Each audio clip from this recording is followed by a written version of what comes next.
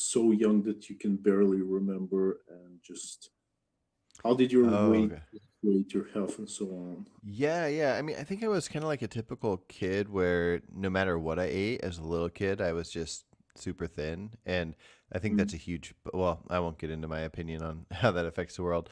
But yeah, my family was pretty poor. And so everything we ate was like top ramen or you just spaghetti or pizza, whatever's quick and cheap. So we ate pretty bad. There's neither of my parents had any focus on health, or I never learned anything about health until I became an adult.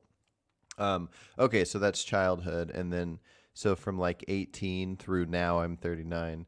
I would say that I've been overweight that entire time, but about maybe 5 to 10% of that time as an From adult, 18 to 39.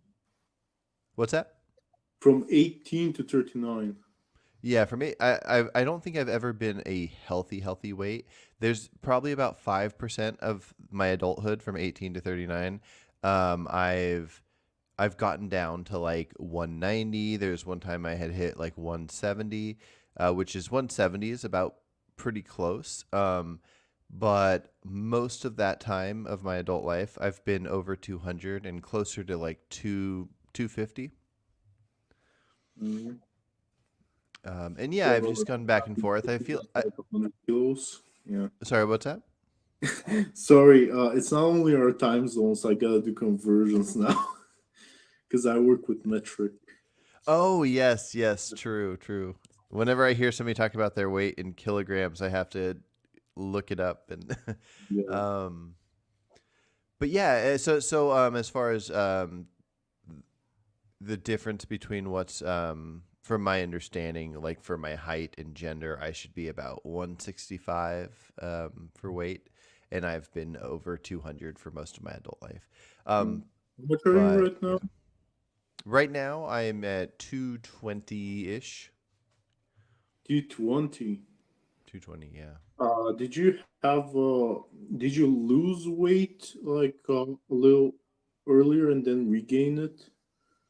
I mean, I've even yeah. So earlier this year, at the beginning of the year, I weighed 245, and I got down to like 210, and that was from essentially doing the same thing Brian Johnson does. I was doing his diet almost exactly, and that went pretty well for like a month, maybe 2 months, and yeah, and then at some point I just started eating, Impossible Burgers and vegan donuts and all the things. And I got back up to like 230 and now in this past month or so, I haven't been losing a lot, but I've been very focused on getting rid of the addictive foods, and then I've lost probably close to 10 pounds in the past month and a few What are days. the addictive foods for you? What's that? What are the addictive foods for you? The ones that I refer to that I'm trying to get rid of would be processed sugars, processed oils, aside from cold pressed extra virgin olive oil, and then the extra virgin coconut oil is on the fence. But aside from that, all other processed oils, and then all processed grains. Mm. So, Yeah. did you see a doctor like I before your journey? Yeah, so I have a doctor, and he's a great doctor. I like to talk to him about a lot of different things. But as far as the thoughts on foods that I want to not consume anymore, that's more of just me trying to find out information and making a decision. So you didn't like run any tests to see cholesterol, blood pressure, stuff like that. Yeah, last December, when I weighed 245, I had a blood test done, and it showed my LDL levels were at like 212 or something like that, and that's when the doctor had told me if I don't make any changes, I'm probably going to have a heart attack in the next 5 years. and there were a few others. There's triglycerides and a few other things that were really high. And then after 3 months of essentially doing what Brian Johnson's diet is, um, I dropped my LDL from 212 down to like 101. And Oh, that's great. yeah, and 101's great. And yeah, it was perfect. Yeah. It was insane that I didn't keep with it. And that's just part of how that's just part of my addiction is that I just like at from time to time, depending on my moods or whatever's going on, if I see a certain food and my mind's in a certain place, I must consume it. And then once I consume something unhealthy, I have to have endless amounts of it. You would be shocked to see how much food I can consume, I especially mean, if it's I unhealthy. won't be shocked because I've always had a massive appetite. I wasn't even like you. Oh, okay. I was fat as a kid, as basically I can for as long as I can remember myself. Hmm. So yeah, I can eat a lot, and I think like there's a problem here because when you when you when you stick to a diet, you for some kind of a period of time you're gonna feel really good about it, but you Hmm. still need some willpower to stick to it, and that's just gonna increase. And when you eat a food like that, it's gonna give you dopamine immediately. But because you didn't stick to your diet, you're just gonna, you know, um, your dopamine is gonna go down. So you can't beat yourself up. But I think what happens here is because you're beating yourself up about it, that you did this like one mistake, which, if you look at it on the grand scheme of things, it's not gonna, hurt you so much. You're Hmm. you're essentially the next, I don't know, rest of the day you're gonna feel bad about it, and the Yeah. dopamine from sticking to your diet is gone. Do you Yeah, think yeah. I think that? you're right, and I think that's the right approach, how somebody should respond to it. If somebody else did it, I'd say, "Oh, it was just one thing. Stand strong, go back right back to it." I seem to very strongly not be able to, and I don't know exactly what that is. I think most people have that same issue where if they're doing it right, they can stick to it for a certain amount of time, but when they mess up they go like, oh, I already messed up. And it's because we try to give ourselves excuses. And I think we just make excuses, especially when we're tired. And in the evening time it's easy to make excuses, and we're always trying to find good excuses. And yeah, Yeah. but I haven't been able to control it. So for me, I would rather just because I like a lot of people I know, you can drink some alcohol, and I know many alcoholics that have like had really bad lives because of it, and then I know people that can drink perfectly fine. I know like different people that have tried different kind of drugs, but the fact that I practically have never had alcohol, and then when it comes to drugs, I've never even dabbled in any kind of drugs. I view those things as like they're things I'm never going to have. They exist. And because I've never had them, it's really easy to never have them again. And if I can get these other things to that level where I put them in that category, if I can go like a year or however long, couple years without consuming a processed sugar, I feel like I'll be able to tell myself like, oh, I have these categories of cigarettes, alcohol, meth, processed sugar. These are things I just don't consume because I don't need them. If I need a sugary something, get an apple, get a banana. I can find that craving anywhere. But I want to get it to the point where I am just such a person that I know I haven't had it in so long, so it would be so pointless to consume it again. If that makes sense, that's my mindset right now on it. So, so you said that your ideal weight would be 165 pounds, right? Correct. So you want to lose weight by doing this. Well, I've been working out a lot lately. I've been really getting into calisthenics, push Or- pull squat type things. So I want to gain muscle, But I want, yeah, I Yeah. want to lose fat. Like if I gained enough muscle and lost enough fat, and I looked, if I looked and my numbers were healthy at like 170 or 175, that's fine too. The 165 is just kind of an average for looking at like something like BMI. Mhm. I mean, I just I just don't think that's realistic because if you lose fat, you're almost inevitably gonna get hungrier. And if you Mhm. try to stick to, let's say, wait, let's see if don't get because maybe you won't be able to see this. Let's just say you have a this is your diet.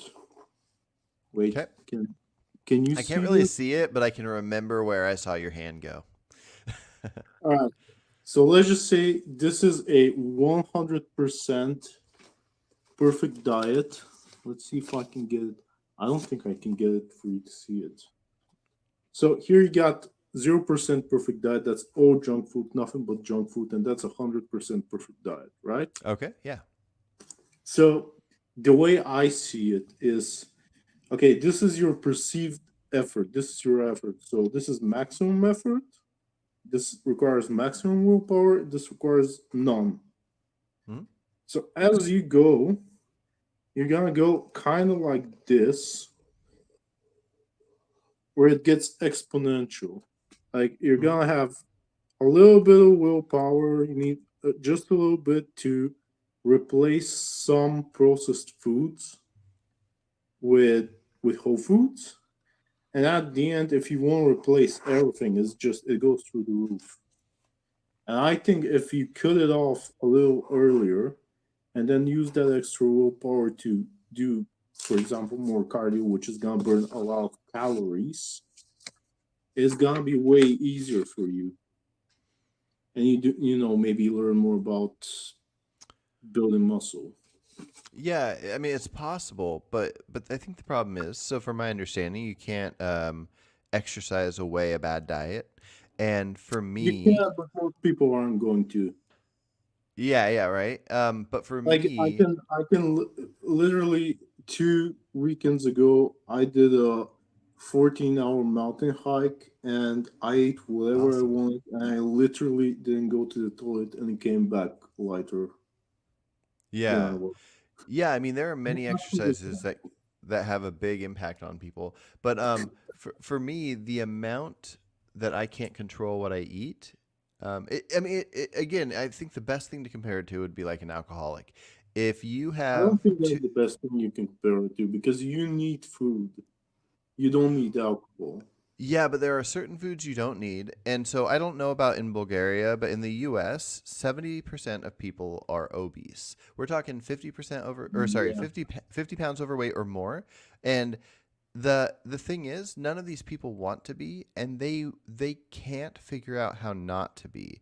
And so it's just like alcohol in the sense where I know plenty of people that will eat the worst foods ever, but their genetics are such that they will stay thin, whether they're healthy or not, they're thin. Yeah. And so people like that.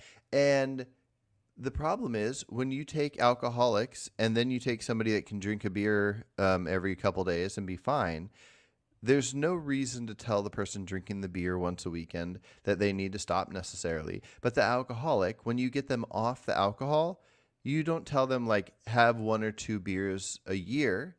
They're alcoholics. I mean, I agree that it's a different type of addiction, but it is clear that there is an addiction of sorts, something like an addiction at very least, when it comes to processed sugar and probably oils and grains, anything hyper Pretty much eating palatable. calories, like high calorie foods, your body Hmm. has literally evolved to get dopamine from them.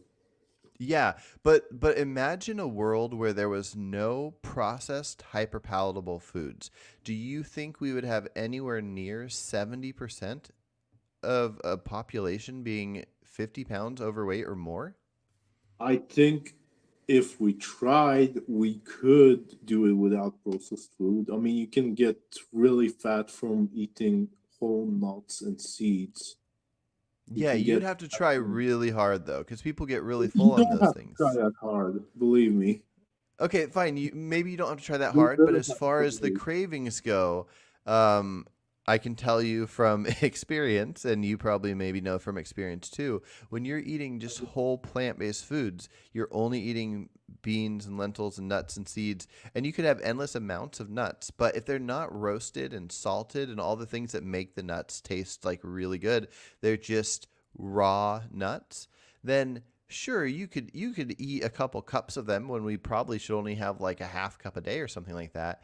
But you're not going to be craving them in a binge way where you just want to eat all the pizza and donuts and whatever. And so sure, you'll still have some people that are slightly overweight. But anyways, my point is anybody that is addicted to sugar and other processed foods in a way that gets them 50 pounds overweight or more, I think that it should be treated just like alcohol, where it should be like, oh, your genetics, you are a person where you have to look at this food the same way an alcoholic would look at alcohol, or a person that's never even tried meth would look at meth.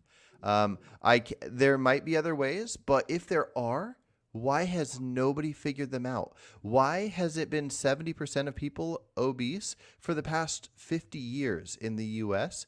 And sure, some people will get on a diet and some it'll work out here and there. But we're talking hardly any because we're trying to cure alcoholism with modified alcohol consumption. And that doesn't work. So everybody's fat. Okay, so what I'm getting from you is you're saying that if you have absolutely no processed foods, it's actually going to be easier for you to adhere to that than if you have, like, let's say 10% of your diet be processed foods. Well, in the sense that it wouldn't matter who offered me any drugs or alcohol or No, cigarettes right that would be now. easier for you to adhere to that. Yeah, yeah, no, Is that what you're if I saying? well, yeah, there's two problems. One is that I've already consumed them my whole life, so I'm used to them.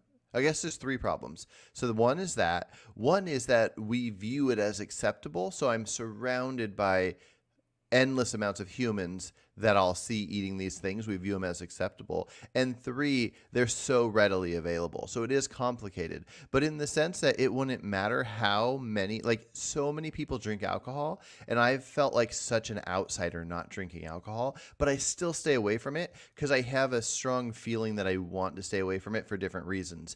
If I grew up only eating whole plant foods, or whatever, just not hyper palatable processed foods.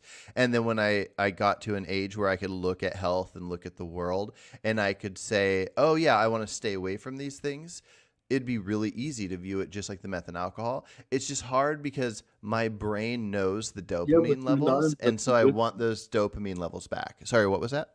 You're not in that position right now. I'm not. So that's why I'm trying to put myself in that position. Some people will say it takes 21 days to get over an addiction. Some people, it'll take various different times. I'm pretty sure that if I have a set list, I have exactly what I want to cut out and I want to view the same way as the alcohol. I feel like if I go 1 year, 2 year, I don't know how long that I'll feel like nothing in my life will make me do this thing again. Like, for example, I don't drink alcohol, and the most important person in the world to me, if they passed away, that's not going to make me drink alcohol. So I want Mhm. to get to the point where there are things where nothing can happen in life that'll make me go, this is acceptable to do. And I want to view those things as how we should do things. And I I also wish the think rest of the world would hop on board and we could all do it together and encourage each other. that, but I don't know if in Bulgaria, but here people look at smokers like this is really gross. You shouldn't even do it in public when it oh used yeah, to be really I popular to hate it do. when they do it in public. Yeah. What's that?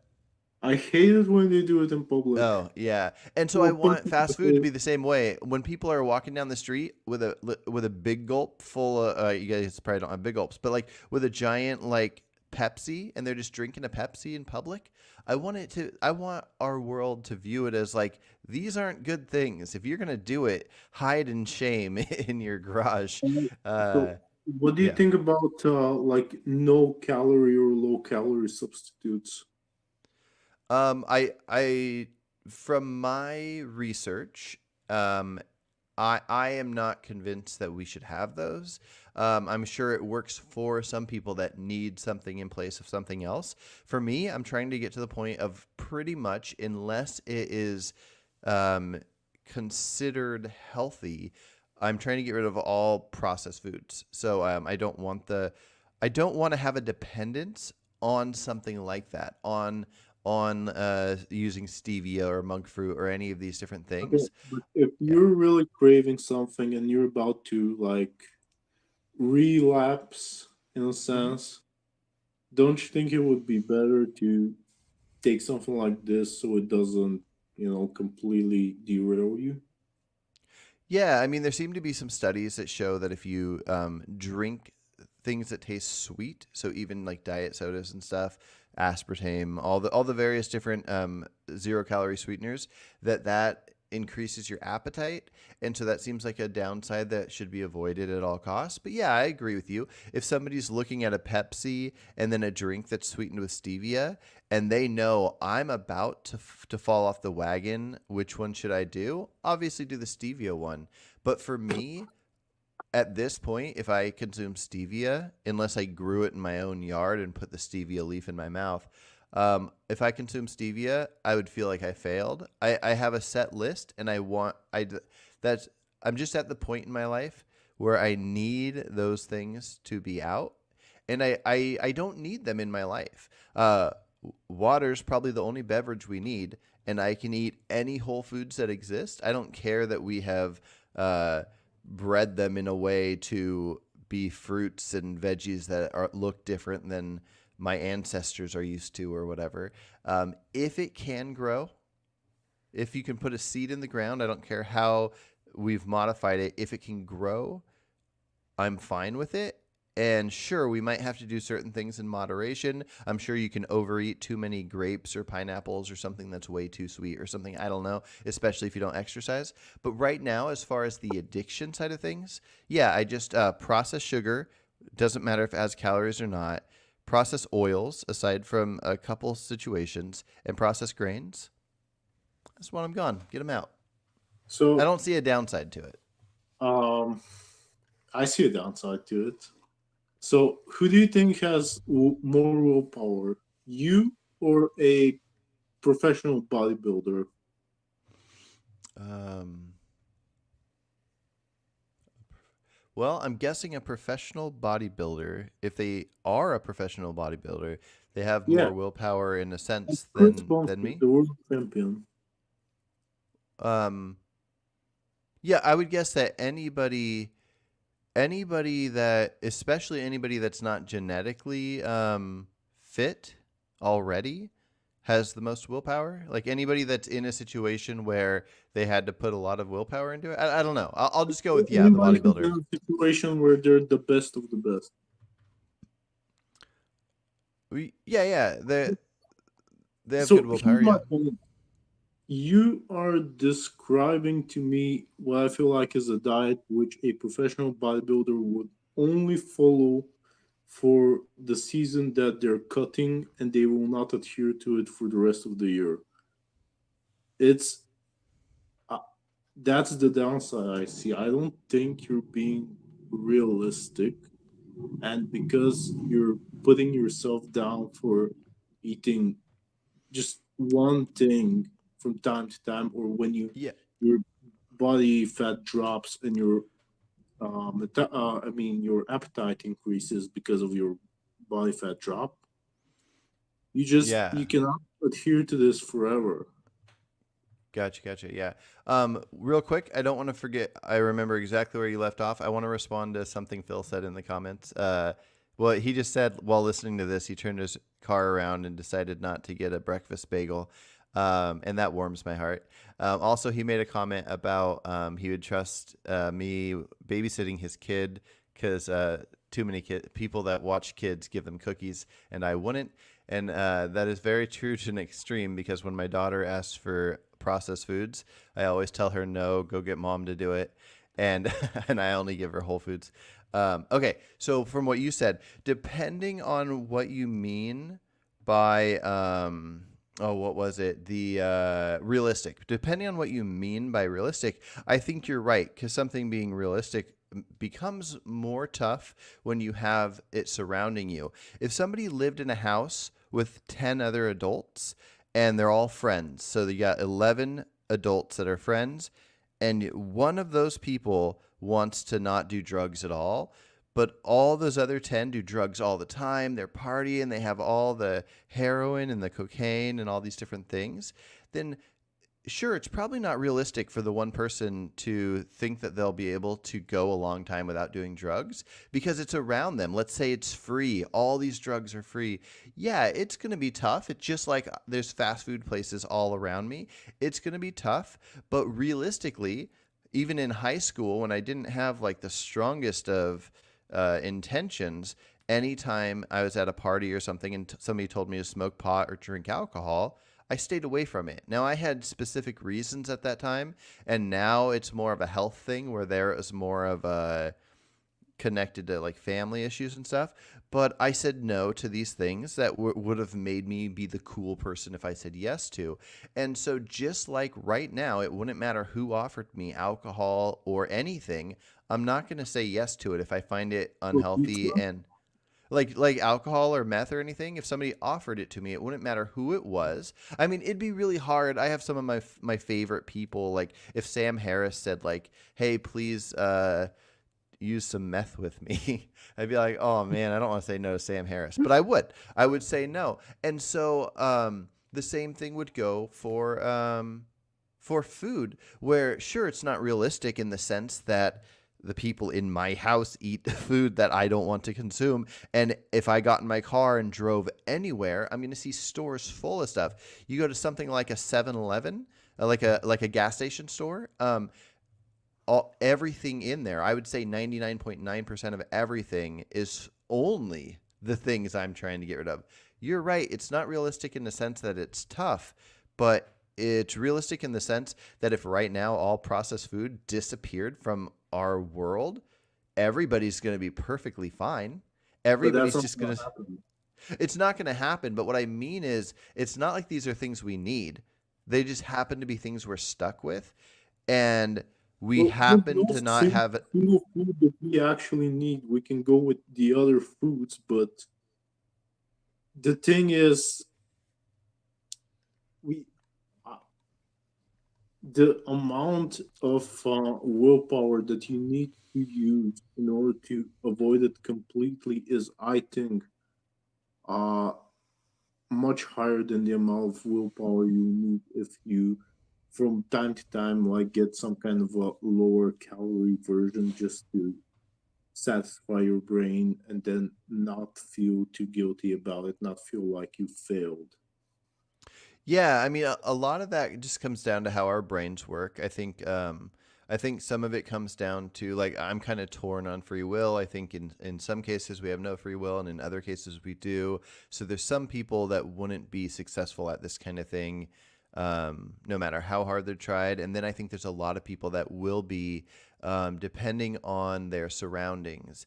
A lot of it comes down to most people don't want to do this, so you don't have a lot of people having the support. Like for example, I don't know if Phil is still listening, but if me and Phil lived in a house alone, I think both of us would probably be perfectly successful at this because we'd just be reminding each other it's what we really want. It's really important. There wouldn't be other foods around. We would do things like I don't let myself go shopping after 5 p.m. I don't want to be out near stuff when I am in a state of mind that it's a lot trickier. And different things like that would make it really easy. Like so for me, probably the number one thing that makes me stick to it, and hopefully we'll stick to it this time, is I look at my kids. I want to be able to roll around and play with them, and when they grow up and they have kids and I'm 80 or 90, I want to be able to be fit and thin and be able to go hiking and camping with them and roll around on the ground and do backflips or something. And that's my motivation. I look at them, and then if I fall off the wagon, I just think like my taste pleasure just overtook my want to be with my family. I mean, And you being fit has, I would say, even less to do with you making a mistake in your diet than with you not actually doing cardio and not exercising and not giving your body a stimulus to actually grow in this direction. Yeah, no, I think it goes hand in hand. I've been learning a lot about fitness lately, and I think it's really important, especially as we age, to do resistance training and yeah, and some form of cardio probably. I have a one of these watch tracker things, and I try to do about 10,000. I average over 10,000 steps a day. I try to go more to like 15. But yeah, I try to do like push up, pull up type, squats, just work the whole body as far as that kind of stuff goes.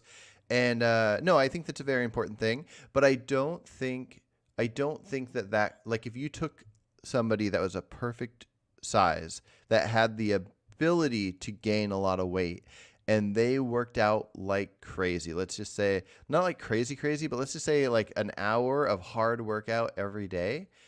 If they started overeating or eating in the way I eat, they would get overweight no matter how if they worked out an hour a day. They wouldn't get as overweight as somebody that didn't. But I just don't think it's compare if there were exercises that could make it so I could eat the way I eat when I eat unhealthfully, I would probably do that.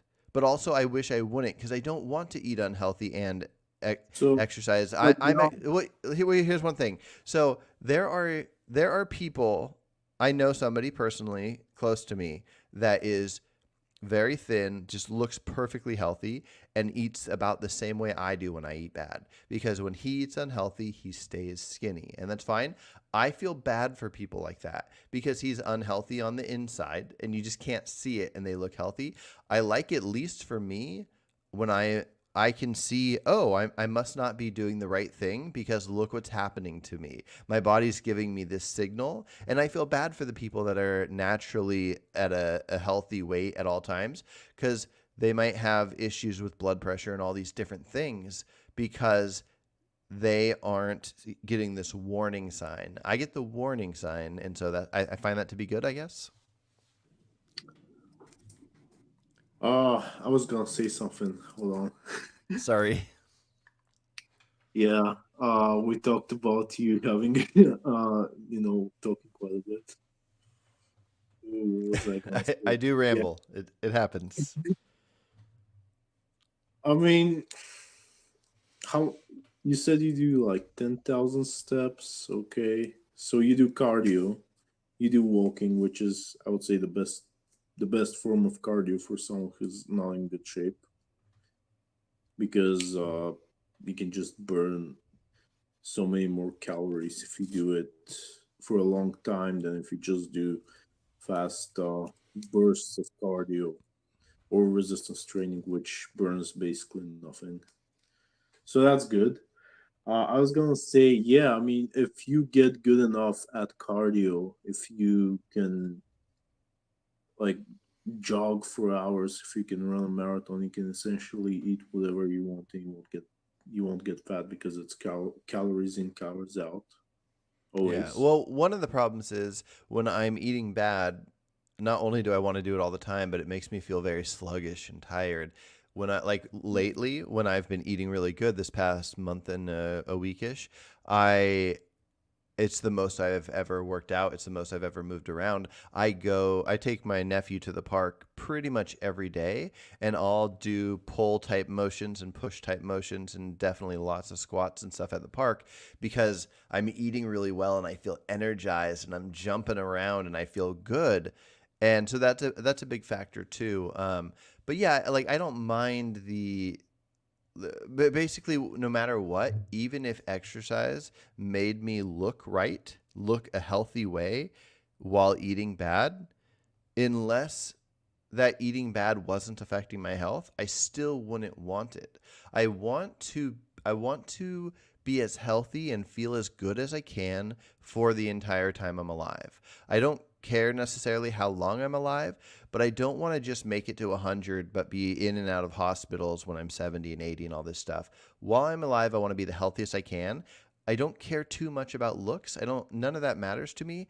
I just want to know what the if I could control it with willpower, what the optimal things to consume and amounts to consume them and exercises to do to make it so when I'm 100, if I'm 100 or 70 or whatever, that I feel the best I could possibly feel, have the best energy, and also, almost most importantly, be a good example to my kids for them to want the same thing as well. right? I mean, yeah, the thing that concerns me here is if I have the willpower, because like from what I heard is that you don't. Yeah, I mean, compared to how addictive these foods are, correct. Now, so right now, I'm about 40-ish days, maybe a little less than 40, into not consuming any processed sugar, processed oils, or processed grains. Um, and I feel great. I do not see a failing point in my future. Last So how night, many consume of the unprocessed oils, even though oils are technically processed food? sorry, say it cut out. What was that? How much do you consume of the unprocessed oils, even though technically all oils are processed food? Yeah. Oh, yes, yes. So oils in general. Yeah, the process part doesn't matter. I only So, point that out because, like, so when I say, if I talk about sugar, people will say, oh, don't cut out sugar. You should eat apples. Because they think that when I say cutting out sugars, I'm cutting out plants yeah, that have you're sugars putting in on them. processed sugar, but what about the processed oils? How much do you eat per day, would you say? Of the food, of the unprocessed stuff that I do consume? Hmm. No, no, Um, of the unprocessed oils. like the cold pressed extra virgin olive oil. It depends on the day. But at very most, if I'm cooking something in extra virgin coconut oil, I'll use a tablespoon at most, but I actually haven't used that in like a week. And then the cold pressed extra virgin olive oil, I don't heat up. I only have it cold, and I actually don't like the taste of it.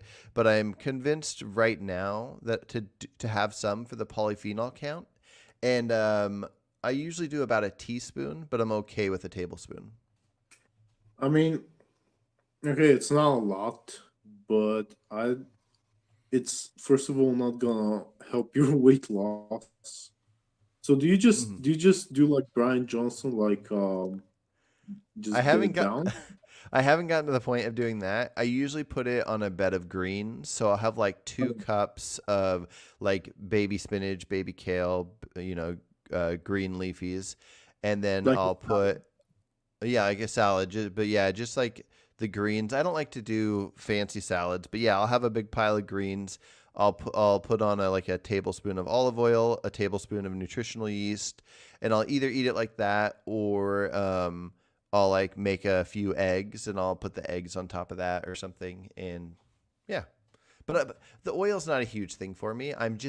I I I don't want to rule it out. So when I think of things like I have it written down what I don't consume. And so when I think of the alcohol, the cigarettes, the meth, and all this stuff, I just don't want to go back and forth. I don't want to put oil on that list and then later add the olive oil. I don't want to rule it out, but I hardly ever consume any oils. Right now, I'm I'm kind of doing for a while I was just kicking the addiction, so I was having any amount of anything that wasn't on my list to cut.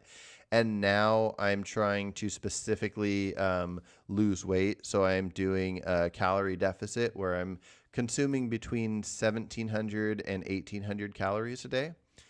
And that is so, yeah. very low. How wait, yeah, it's there's no point in how tall are you? I'm gonna check how much How is in tall am my I? refrigerator. I'm 5'10", like 5'9.5", 5'10". 5'10". Okay. I think that's like okay.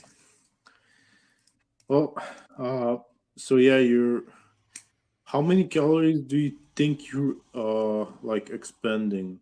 How much do you think is your metabolism? Because you said 1,700, 1,600 is what you eat.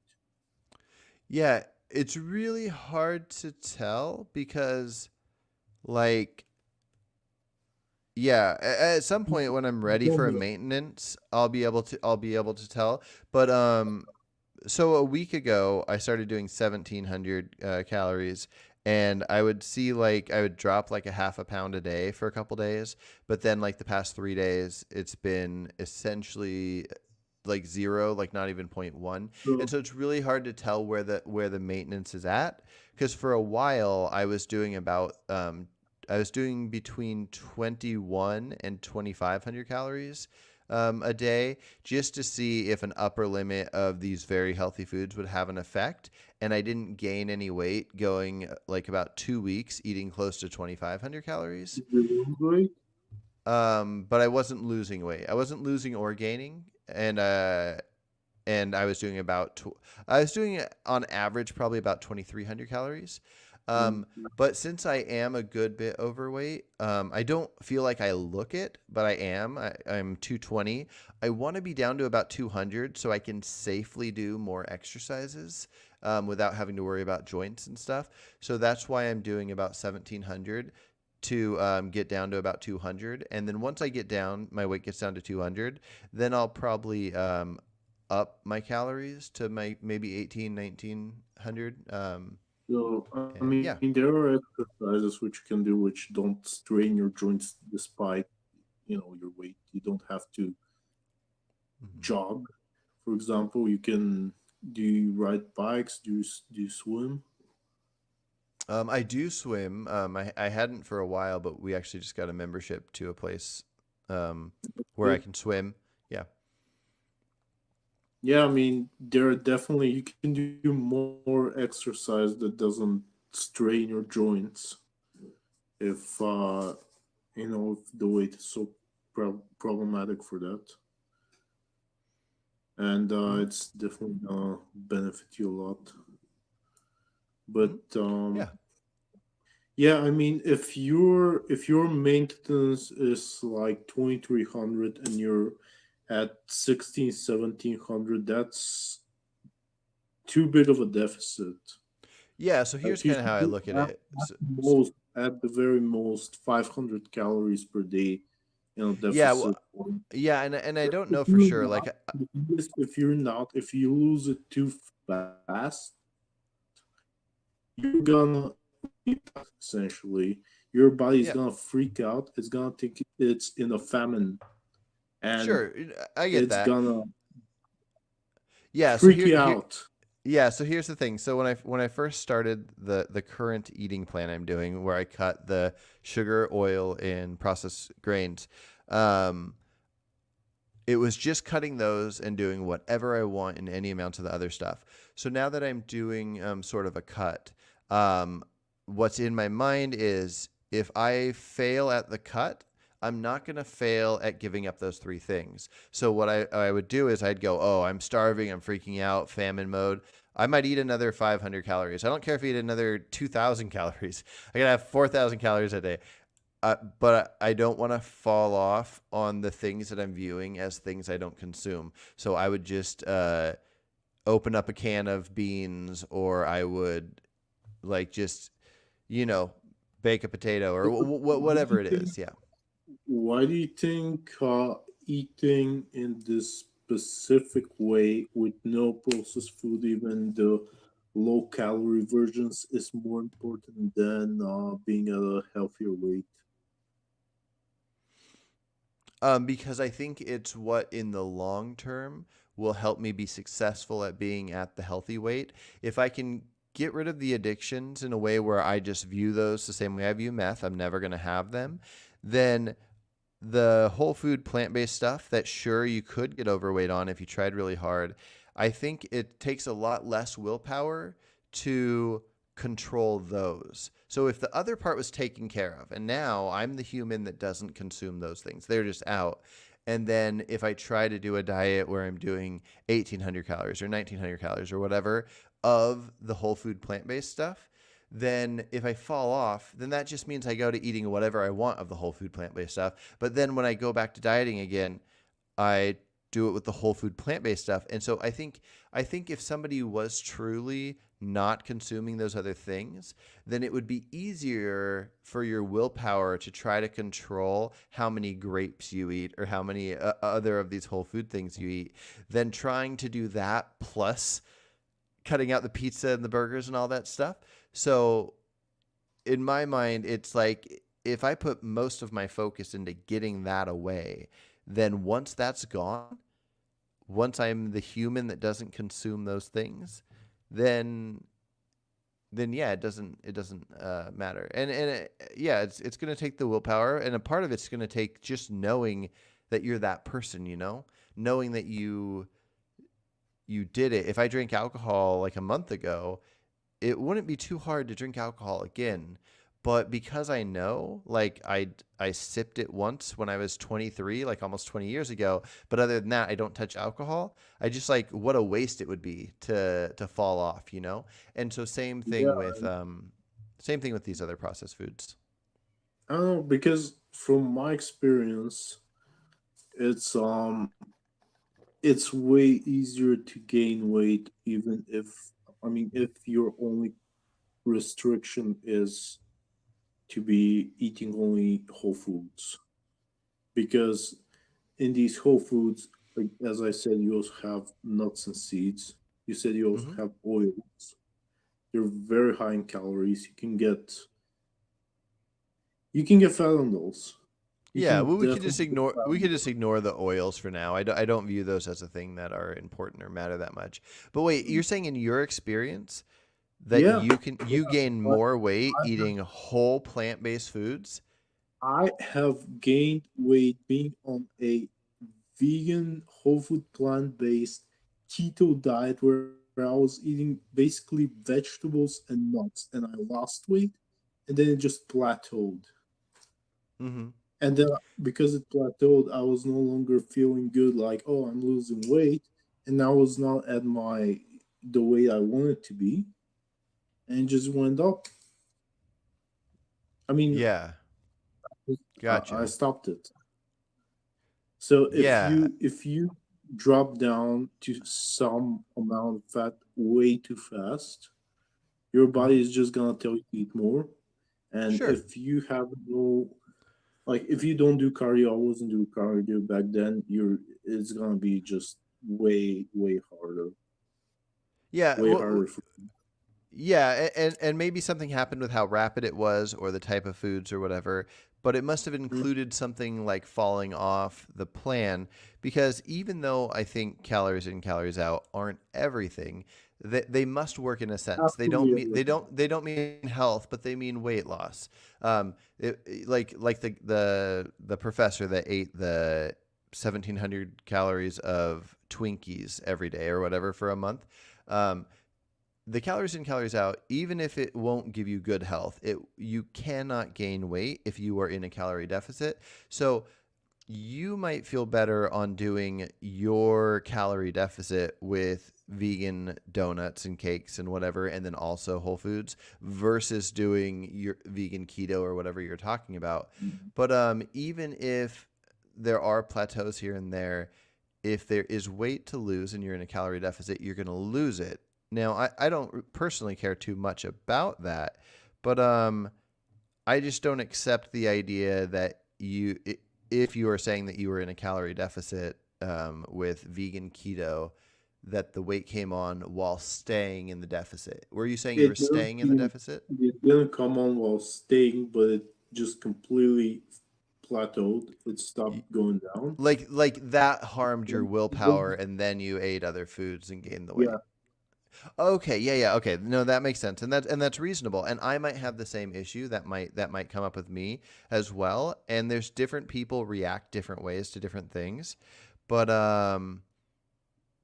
yeah, I just if it works for you, that's great. What I can see is I can see how it's not worked for me, but most importantly, I can see how it's not worked for most humans. And I can say most because more than 70% of Americans are more than 50 pounds overweight, and none of them want to be. And so, at very least, what I'm talking about is something that nobody tries, nobody talks about, and I think everybody should be helping each other do, because it's easy to help each other be in a calorie deficit and say, oh, count your calories, type in your stuff. But all of those people have emotional connections with how processed foods make their dopamine levels feel. And the day they're sad, it doesn't matter if it's a month or 6 months into it, they're going to realize all this food is on every street corner. I can go buy it and it's going to make me happy or whatever. And that's because they're not viewing it as foods to cut completely. I wish my children never tasted a processed food in their life, and I wish nobody ever invented it, because most people's lives are destroyed by this hyper palatable processed food. And it might take a while before people jump on this bandwagon. I'm glad Well, there are some I people think like it's Brian hard to Johnson say that are doing it. it destroyed people's lives Say that because again. if we didn't process food, we quite literally would not have went through the agricultural revolution Mm. like that. Like bread, like Hmm. oils. Yeah, that is But something I did mention there are in it. positives in processing food, and there There are are. foods that can be useful. I'm not saying that all of them are. I'm not saying that the high sugar ones, high fat ones are, but there are Mhm. processed foods that can be useful for dieting, and they're not gonna Yeah. make you Okay, here's the thing. There as healthy are. as the other ones. Yeah, I'll admit a couple things. There are some processed foods and some unhealthy elements of foods, like put pesticides on certain produce and stuff, that are beneficial for feeding more humans when we look at starving humans all over the world. So there is that. And then a more acceptable thing that I'll view as a thing would be, before we had the capability of refrigerators and freezers and different ways to like Well, can food and stuff like that. Well, hold on one sec. That there are some processing techniques that would make food last longer, and I get that in a world where you don't have refrigerators and freezers. In worlds with refrigerators and freezers, um, I would say that it would be best if there were no processed foods. We do not need processed breads. That is all for our own taste, pleasure, and wants, and it's not about survival in any way. It's not about thriving. It's not about optimal health. It would be better for every human to, let's say, at I think least I think it will be better for you if you try to like focus on the things that matter the most. Because if you have some bread, that's not the end of the world. If you have some bread, it's not gonna be as bad as having. I don't know. Do you drink soda? Do you drink juices like that? no, Do no you like sodas, no them? I mean, juices. you don't drink them right now, but do you like them? Oh yes, yes. Yeah, you like them. Okay. Hmm? Because for me, I have never liked fizzy things. It's just I've never understood why people like them, and I've Mm. never associated that with something good. But for a lot of Gotcha. people, Yeah. like getting, I would say getting the 0 calorie Coke every once in a while is much better than just drinking water and thinking about it all the time and suffering. And then Yeah. potentially just completely relapsing and getting back to just drinking non-diet soda all the time because well they did it once, they failed, and now all the dopamine that's associated with them being that person that doesn't drink like Hmm. cola or something like that or Yeah. so it's Sure. gone, and the I only get that. dopamine they have is from the soda itself. Yeah. Okay. What here? Answer this then. If, let's say, we could look into the future and 200 years goes by and there's still 70% or more, we can even say 80% of adult humans are 50 pounds overweight or more. Um, and this is 200 years worth of attempting calorie cutting and moderation and all the things you're talking about. If that is still the case, if you could look into the future now and see that's the case, would you not think that with that many, like more than half the adult humans suffering because of processed hyperpalatable foods, that maybe the better approach is to recognize the alcohol thing I'm talking about, where in the same sense that a certain percentage of people are going to be alcoholics and they never should have touched alcohol, is there not going to, do you not think it would be best if we start sharing this message of some people might get away with processed food, but it seems to be causing this issue that never would have happened without processed food? Do you think it I would have think that happened? if that was the case, I would definitely start sharing this message, but I don't think that's the case.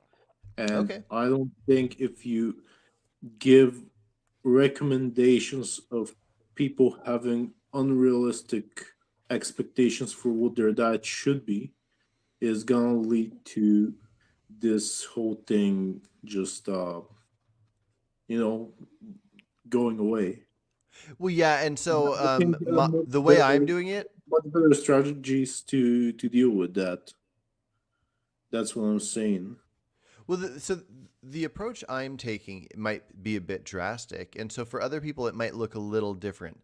It might be something like taking something else and saying, "This is something I don't consume."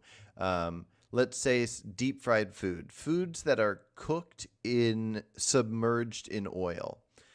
Somebody could say, "I do not eat foods that are cooked submerged in oil."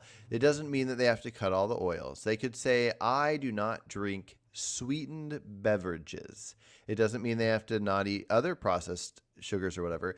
But I think what we need to do, I think what every individual should attempt to do is something like taking the most hyperpalatable foods for them and figuring out ways to add it to a list right next to meth and cigarettes where they say, this is something I don't do. And honestly, diets have existed for a long time and all of them work. Every single one of them works. It doesn't matter if it's carnivore, keto, whatever.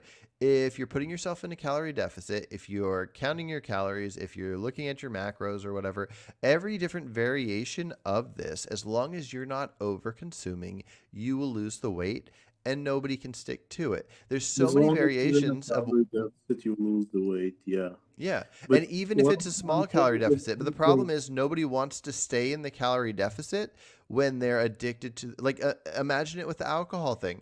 Imagine if every alcoholic was told, if you I consume don't think a that's the half, same well, hold on. because It if is you the same drop because the if you addiction, drop the the addiction is there. it's not the same because if you drop below a certain percentage of fat or maybe you get dehydrated that you're not going to start your body is not going to release a hormone like ghrelin like crazy to make you consume alcohol where with food that's gonna happen it's gonna start releasing ghrelin and you're gonna get crazy hungry Hmm. and that's why I think that this a better more realistic approach would be to try to find lower calorie substitutes for the foods you enjoy the most and maybe deploy tactics like preloading which I think is Yeah, great. you might be right, but Not with it. I think both what you're talking about, where you're just counting calories but still eating the bad food, or even eating It's not good even food the but bad food. Just make it good. Just if you like, I don't know, what's your favorite savory food? Impossible burgers. No, no, like in general. Even if Impossible it's burgers. not Oh, vegan. just burgers then. Just burgers. I like burgers, yeah. All right. So get the lowest calorie patty you can find. Hmm. Put more vegetables in it. Yeah, and Bread, you have the whatever. you, Bread is not that yeah. bad. And you can have that now and You say then. bread is not that bad, but bread, well, Phil here says bread is like a drug to me, especially if I bake it myself and eat it while it's still warm. I, my wife and my son are actually going to a bread festival here soon because they're obsessed with bread and they can eat like a giant baguette in like That's one sitting. cooking it, or you? Um, but I love it too. I can eat bread like crazy. Bread is designed to be able to just consume really quick. And from my understanding, anything like bread or pasta, when it enters your body, it basically turns into sugar and acts as if it's sugar in your body. But I don't need to know the details of all that to recognize that processed grains and processed sugars and processed oils all seem to have this addictive quality that makes me want to eat them nonstop. So you talk about how if you lose a certain amount of weight and your body goes into famine mode, there's whatever. I'm not even talking about that. I could eat 4,000, 5,000 calories worth of pizza and burgers and all these things. I don't even need to be in a calorie deficit to want these things and put them in my body because my body is so happy, just like alcoholics are with alcohol. Now, it is slightly different, but if you took an alcoholic and you measured out a half cup measuring cup, I know you guys have different measuring cups in where you are, I measure but everything anyways, with a if kilo in grams. well, hold on, just really quick. So if you just took a tiny measuring cup and filled it up with beer and told an alcoholic, if you consume this much once a week, every Sunday, you'll be fine. You'll be perfectly fine. Try to see what happens comparing that to having an alcoholic not do any at all. Now, I don't know what the likelihood is. I don't know how many alcoholics truly stay clean for the rest of their lives. Maybe it's like 50% of the ones that try. I don't know. What But if you tell trying them to drink alcohol-free beer, or tell I don't know, somebody to replace cigarettes with vapes? Yeah, I mean that's complicated because vapes still have their same issue or whatever. But yeah, that I think you They should don't not have the replace. same issue. They're way better than cigarettes. There's They no might be way combustion. better. They might be way better, but they still have their issues. But my point is, if you take everybody that wants to not be alcoholics, and you take half of them and say, do your absolute best to give it up completely, and then you take the other half and you say, well, give yourself a little so you feel good, but only do this much every Sunday. And then you check in 5 years and see which ones are off of it. It's going to be a good percentage or some percentage of the ones that are giving it up completely because they're getting it completely out of their lives. If All I right, but ate what if fluffy bread this once a week, I would fall off all the time. thing is, none of these would be what I would say. What I would say would be something like, okay, have free beer, zero alcohol once a day. After a week, just reduce it to uh, 6 times a week, and then go 5 times a week and four Hmm. times a week, and like that. What's the end goal?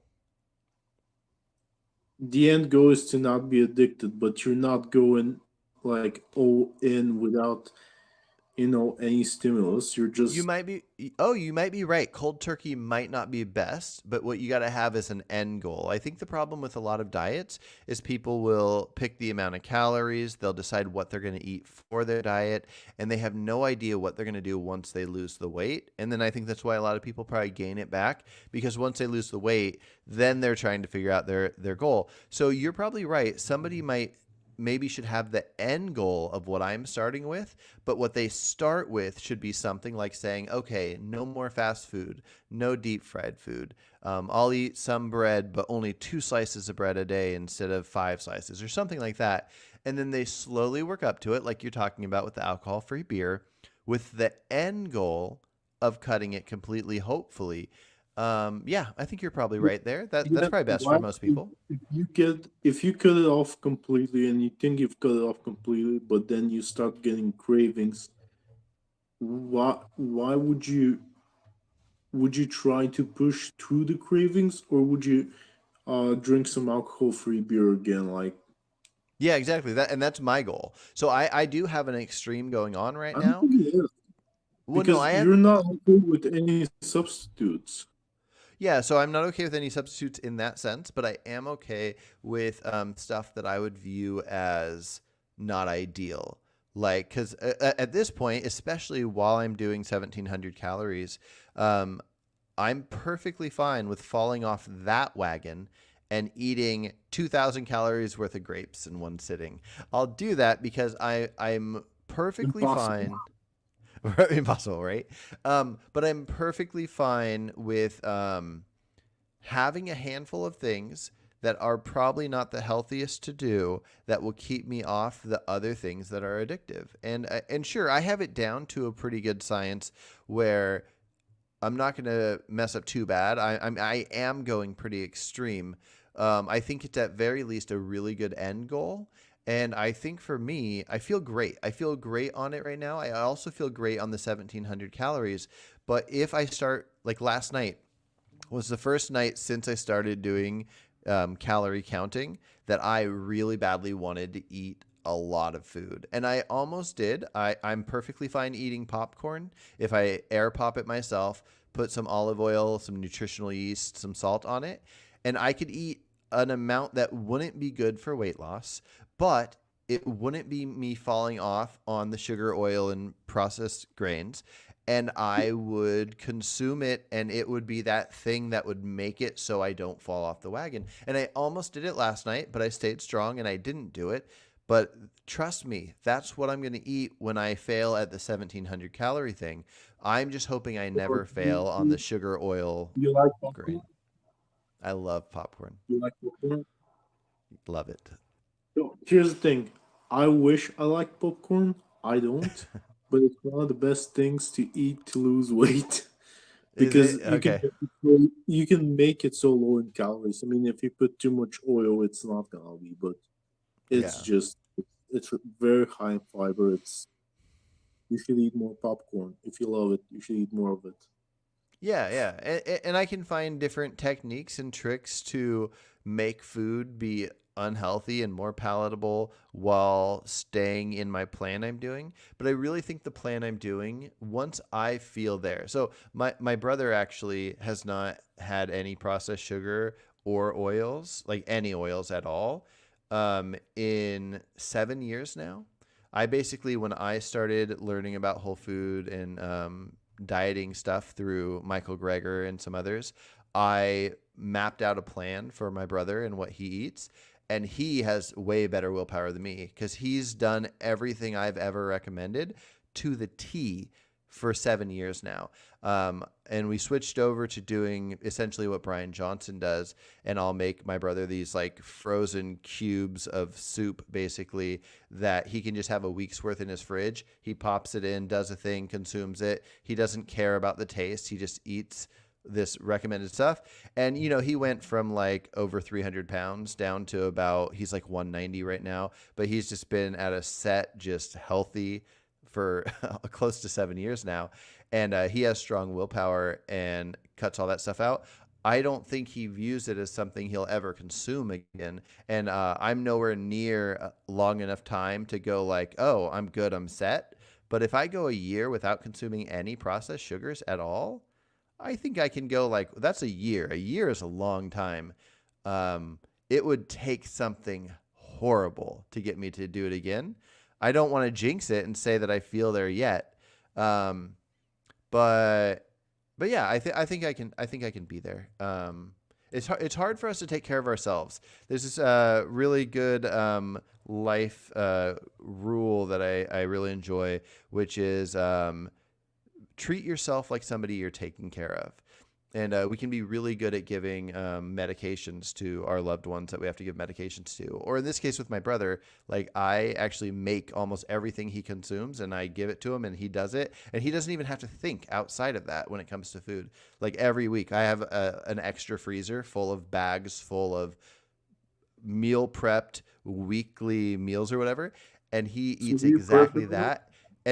And I should be able to make that exact thing for myself and eat only that. And I have done it and I've been successful sometimes, but other times I don't because we're really bad at taking care of ourselves. And anyways, I hope I can get to that point. Yeah. So do we have much time? Or... I should probably hop off here in about 5 or so minutes, but if you wanted to, if you had any other points you wanted to throw out, and we can always do a follow up later. I think this was a really good talk. I think yeah. Yeah, I was gonna ask you about how many ways do you know of there being to lose weight? But I think that's actually gonna go a little longer. So Hmm. maybe we can do it Yeah, another time. well, I feel like that might have already how many ways there are to lose weight. No, how many I ways mean, do you know of? do I know? I mean, to lose weight, just calorie deficit, Okay, right? okay, that's what I wanted to hear.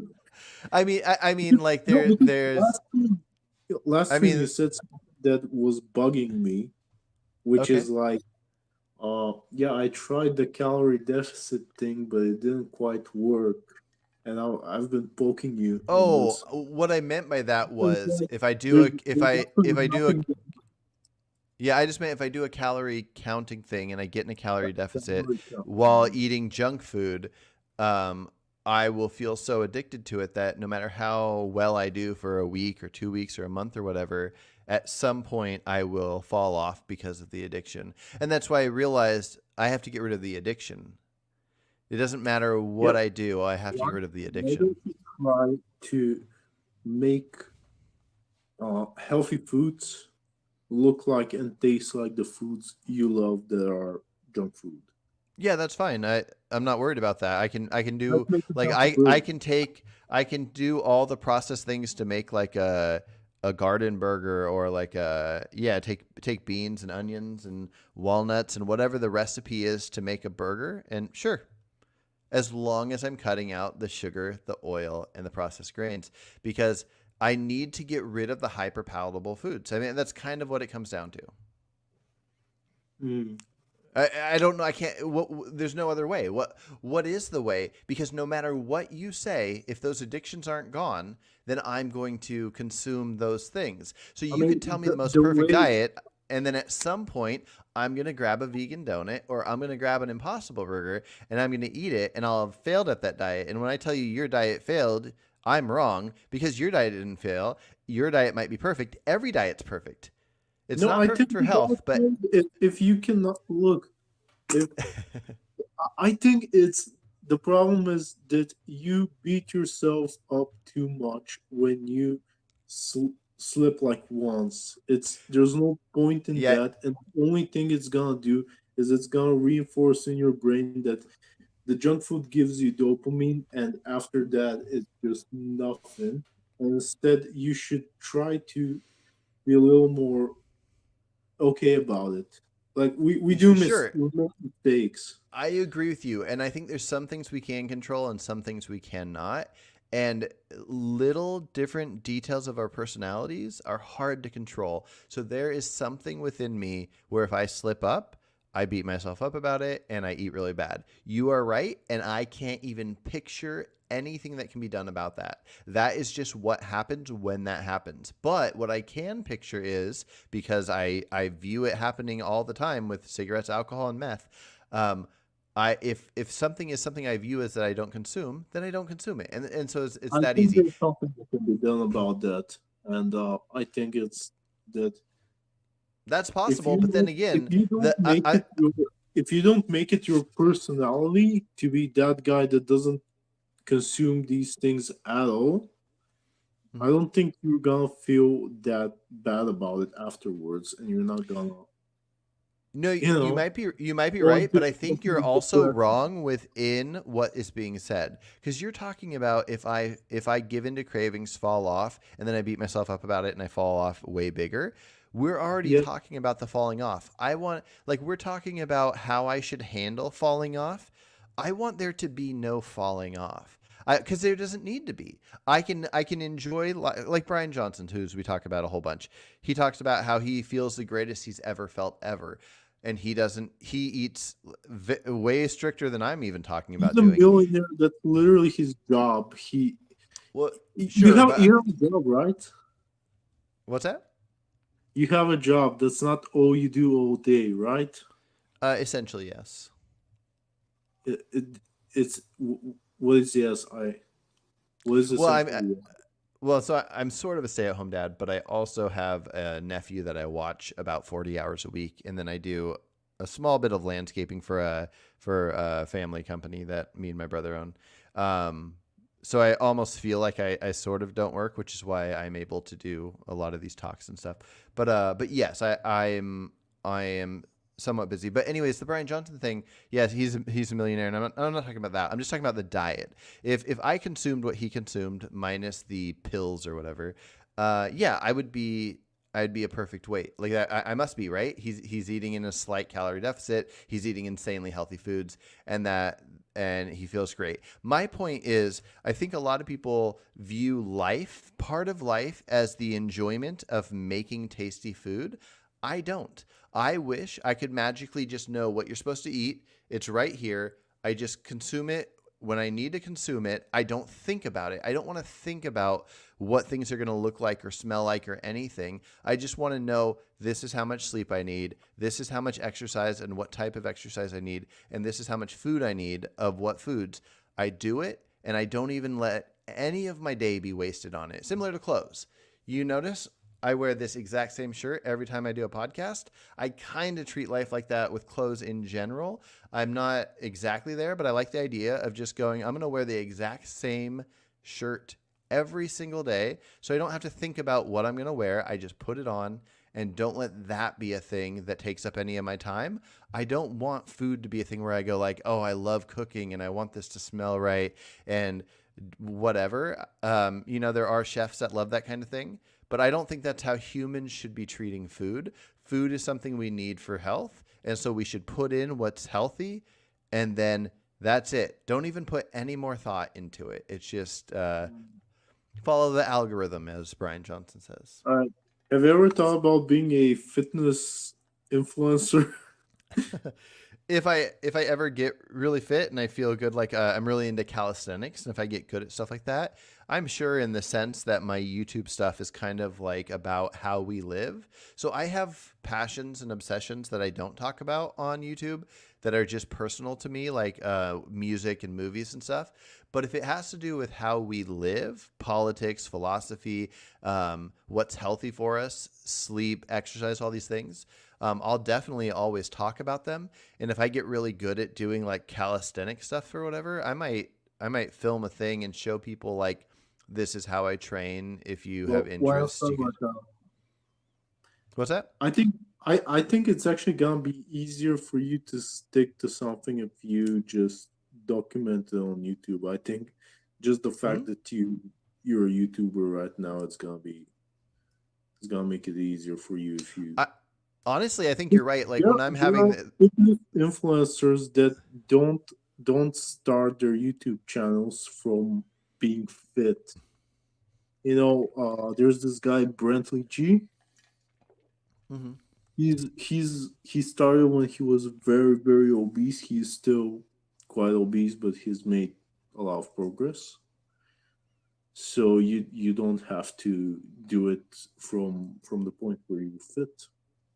Yeah, no, and I think you make a good point, because like having this conversation with you makes me even more interested in being successful. Like I want to be successful so I can go like, I proved Dilyan wrong. Okay, well, I'm glad. No, but I'm glad I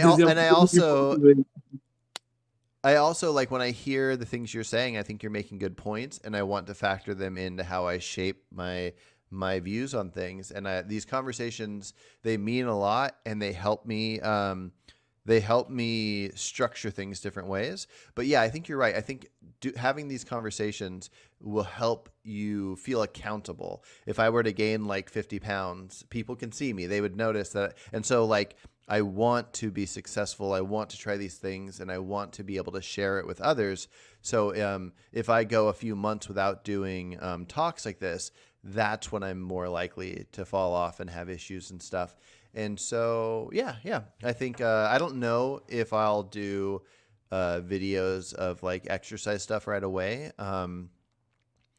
But, I definitely have no interest in being like a famous YouTube influencer or anything like that. But I do, my interest is having a place where I can share my opinions and have conversations with others. I have you on, I have Phil on, I have Michael on, I have Trevor on. I have a whole bunch of different people that I've meet online that I view as good friends that I can have these conversations with, and we can all have different ideas. And conversations are what shape us. And yeah, anyways, I'm doing that ramble thing you're talking about. You always do it. It's okay. Yeah. But It's yeah, anything else you want to throw out before we end this one? no, I guess that's about it. Cool. Okay, well, let's talk again soon. We talked mostly about my health stuff. Maybe next time when we talk about that some more, I'm curious to hear about your journey through health and where you're at now compared to where you used to be. So let's set up another talk in a couple weeks. All right. Thanks for talking, man. Take care. Good night.